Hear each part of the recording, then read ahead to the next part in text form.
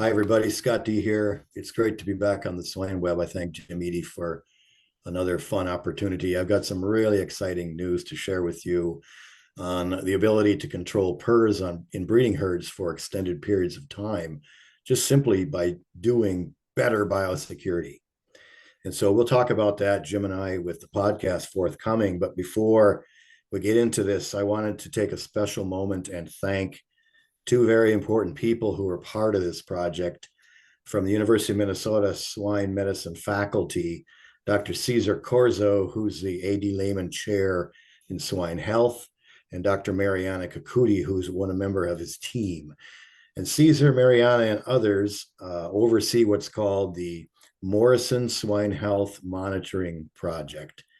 And it's in honor of the late, great Bob Morrison, who started this initiative several years ago.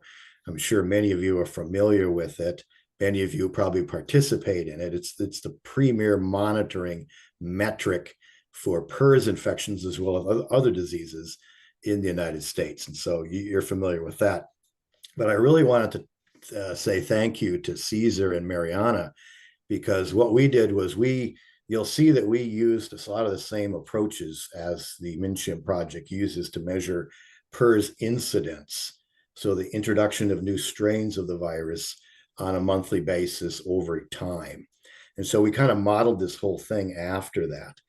And because of that, we brought Cesar and Mariana in on the project to serve as independent third-party data analysts to be sure we had our numbers right and to give us any direction on how to interpret the data. So I just really I couldn't have done this without them. And I really wanted to say thank you. I also wanted to thank in particular Dr. Karen Havis, our veterinary epidemiologist from Pipestone, who was a huge part of this project, especially in the data analysis side. And so Karen has joined us the last couple of years. She's a real asset to Pipestone. So this paper and this whole thing would not be possible without those individuals. And finally, of course, Dr. Joel Niram, Dr. Adam Shelkoff, Dr. Gordon Spronk, and Lisa Brands, the senior analyst from our company. All these people were part of this big team. And so when you get a project like this put together, you can't do it by yourself. And so I really appreciate that Jim gave me an opportunity to say that up front and recognize people and make sure that everyone understands that significant contributions were made other than from myself. So with that, Jim, I'm ready to go if you are. Breaking barriers in swine health, charting new frontiers with Dr. Scott D. Welcome back to the program, Scott. Thanks, Jim. Good to see you again. You too. Happy New Year. I know we seem to get you on the program with a lot of breaking news. This time there's a new paper being released, sustained control of PRRS that has never been demonstrated at this level. Can you give us an introduction on this, Scott? Yeah. This is perfect timing to start the new year with a brand new report. I credit the Pipestone system for participating in this project with me and allowing me to share the information. Several of them are co-authors, and it's really what I'll say the first published document showing sustainable PRRS control for extended period of time in breeding herds, over many breeding herds, over very large breeding herds, i.e. the Pipestone system, the third largest pig production company in the United States. So it's not a little experiment. It's not a backyard farm. It's one of the biggest in the world. So it's a really important paper, and I'm very happy that it's out now and excited to talk about it. Where was it published, Scott? Yeah, that was a strategic decision. I submitted it to the Journal of the American Veterinary Medical Association, or what we call the JAVMA. It's comparable to the Journal of the American Medical Association. So it's the premier publication of the veterinary profession in the United States, and it's got an extremely wide global footprint. Everybody reads the JAVMA. And the nice thing about the JABMA, one of the reasons we picked it is because it's under new leadership. Dr. Lisa Fortier is editor in chief. She's a global renowned equine orthopedic surgeon. And she's come in a couple of years now and really made some significant improvements in the publication. And she's built a great team. And I worked with a lady, Dr. Christy Henderson, who's an associate editor on this paper. And so it's really, I think your listeners should know it's a big decision where to put a paper, especially one of this magnitude. And to me, I like putting in the JAMA because it's goes out to all the veterinarians independent of species. And so some of the lessons we learned in this publication, I think, are very applicable to other species groups. It's not all pig related. So that's one of the reasons why we picked this particular publication. Can you give a brief overview of what to expect? Yeah, so I'll call this the first report of sustainable PRRS control in a large system. So since PRRS emerged 30 some years ago, the industry has been frustrated with the inability to control this disease and manage it for an extended period of time. And there's been little bursts and spurts and things, but this paper will show data across large breeding herds, many large breeding herds for a 2-year period of time. And what we wanted to do is target the application of biosecurity protocols in a comprehensive manner that we call next generation biosecurity across these sow farms in the Pipestone system and measure its effect on PRRS incidence. So what happens to the percent of infection? That's basically what we're looking at. Does it change? Does it go up? Does it go down? Is it better? Is it worse? So it's really where the rubber meets the road. We're putting everything we know about PRRS biosecurity into play, not just in a laboratory anymore, but in a real world setting. Again, one of the largest that you can find. So it's pretty exciting.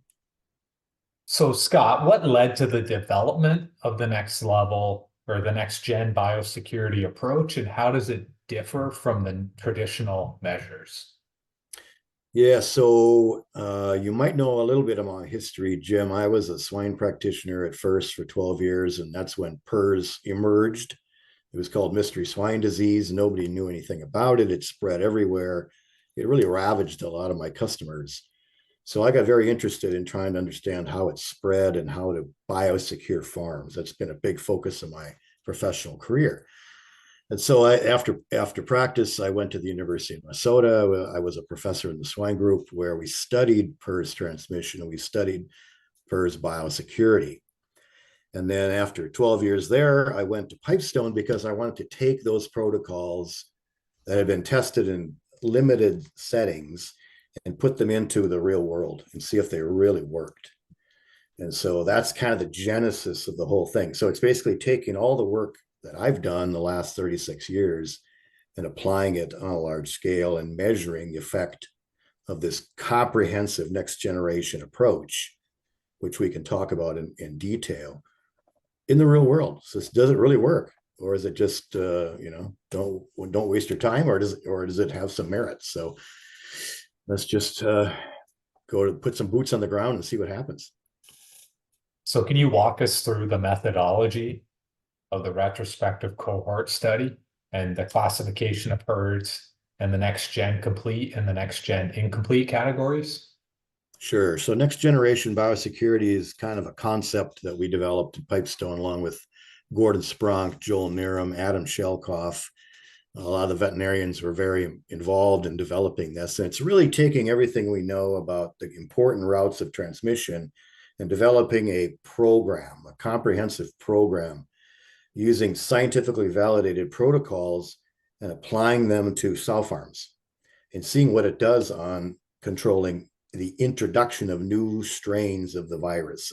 That's what we're specifically looking at. And so the next generation first involves what I'll call it direct routes. How does a virus enter via direct routes? Those are pigs and semen. So you get a negative breeding stock source, you get a negative semen source. That's step one. Then you start applying mechanical biosecurity protocols for the fomite-based routes of transmission, transport, people, boots, coveralls, supplies. You take protocols that have been shown to neutralize or reduce the risk of that type of spread, and you add that level next. On top of that, then you start putting air filtration to target the airborne route. And then finally, on top of that, you have a feed mitigant to reduce the risk of the virus entering through feed, which is a very recent development that we talked about on your show a few months ago. So it's taking all of these layers and applying it in one controlled manner across these farms. It's not helter skelter, try this, try that. It's here's the plan. This is what we're going to do. So it's a little different mentality. That's what we call next generation. So what about the key findings? So some of the key findings regarding PRRS, the incident risk in herds adopting the next gen biosecurity compared to the next gen incomplete, and how significant, Scott, was the reduction? So one thing we did was we put this in place and we just followed it for a year, starting in July 1 and ending in June 30 of, I think it was 2021 to 2022. What does this approach do to the incidents? And when we went back and looked at the data, we saw that there were actually two cohort groups of farms in that data set.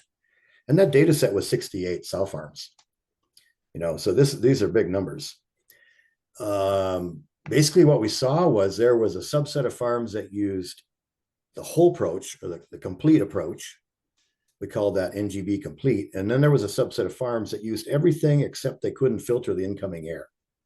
So they had negative breeding stock and semen, they had mechanical biosecurity, they had feed-based, but they weren't air filtered.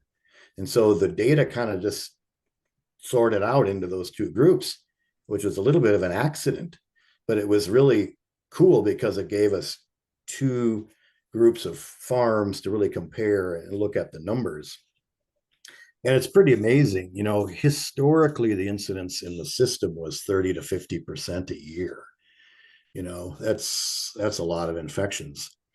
What we were able to show is in the first year that we did this, we were able to take the incidence down below 10% to 8.9%.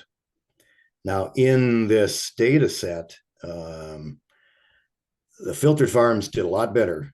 So the complete farms did a lot better than the incomplete farms. So year two was the same thing. Year two, we did this again because we thought let's test it. We got lucky maybe one time. Let's do it again.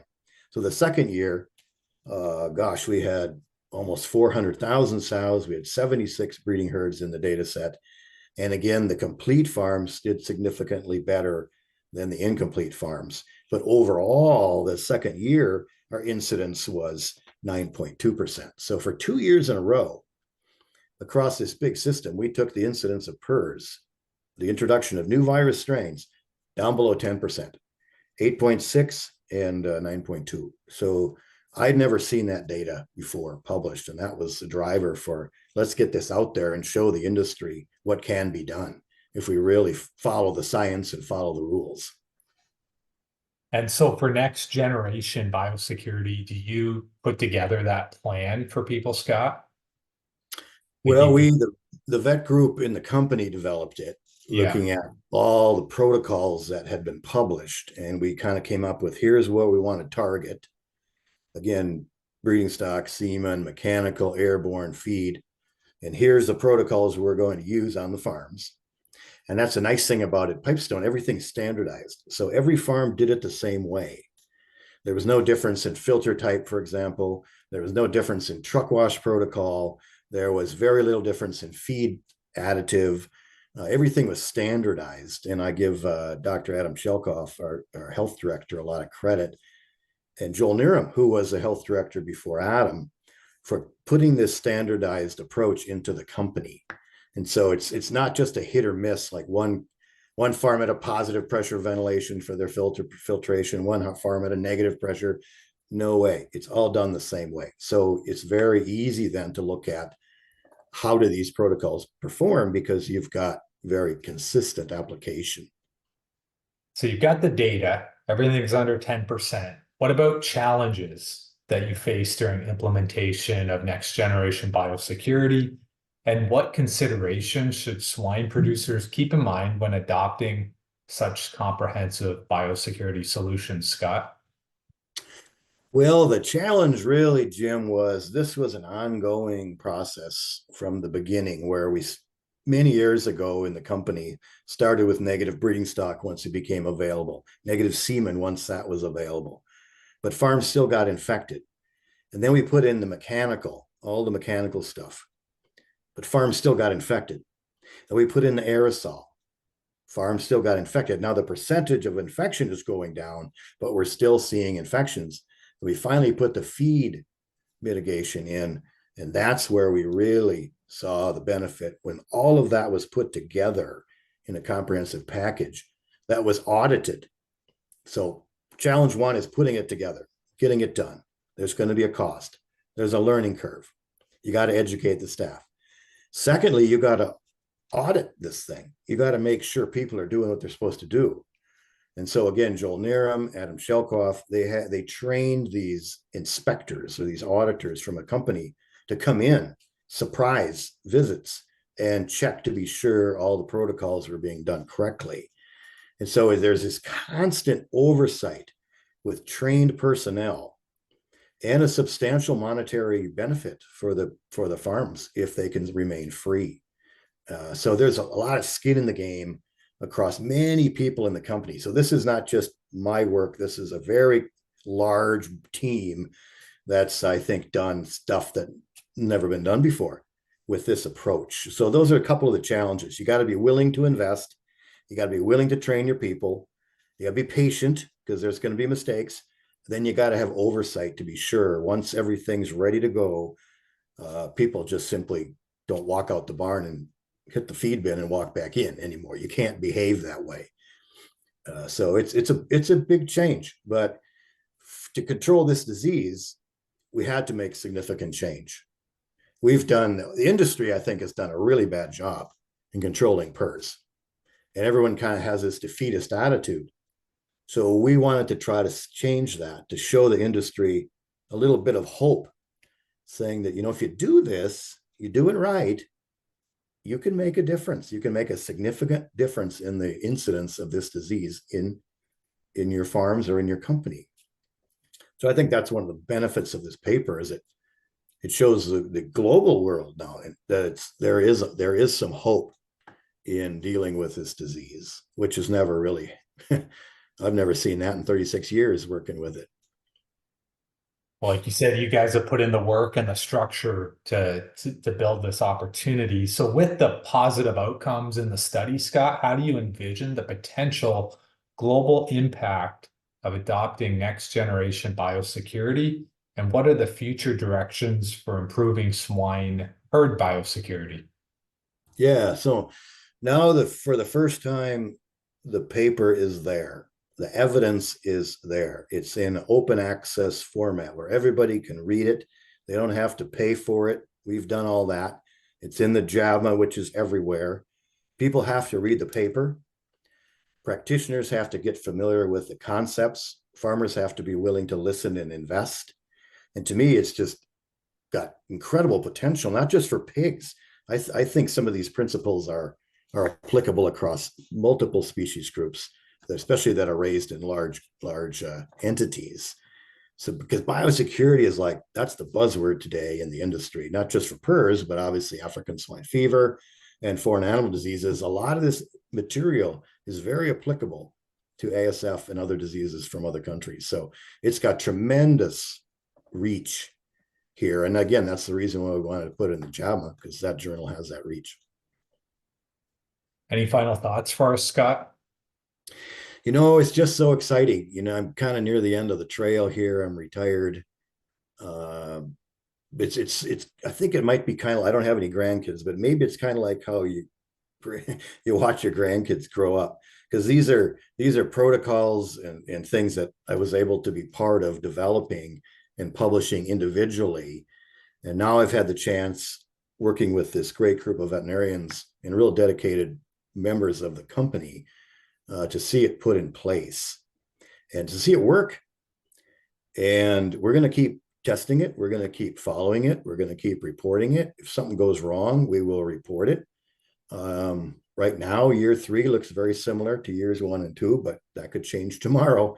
So we don't want to get overconfident. But, we've never had this platform to stand on and say, PRRS has held us hostage for 30 some years. It's controlled us. It's told us what to do. This paper is different. This paper says we no longer have to think that way. We are in control of the virus now. So it's a very different way of thinking about the disease of porcine reproductive and respiratory syndrome. No one's ever really thought of it that way. So we're in charge now. Well, this was great stuff, Scott. Keep up the great work, and thanks for joining us today. Hey, it's my pleasure. We really appreciate the chance to share the word, and would happy to take any questions anybody has. They can get a hold of me. And the best number for that, Scott, or email? Yeah, so I've retired from Pipestone after 12 and a half wonderful years. We'll be working together in the future, that's for sure. But my Pipestone email no longer works. So if you want to get a hold of me now, I have a Gmail, scottt7255@gmail.com, or you can use my phone number, which has remained the same, 320-760-2763. And the paper is now online. So, and again, it's open access PDF, no charge. Just find it in the JAMA and take a look. Let me know what you think. You might think I'm all wet, but the data is the data. So it's pretty hard to argue with some of those numbers. Well, thank you again, Scott. Thanks, Jim. Appreciate it very much.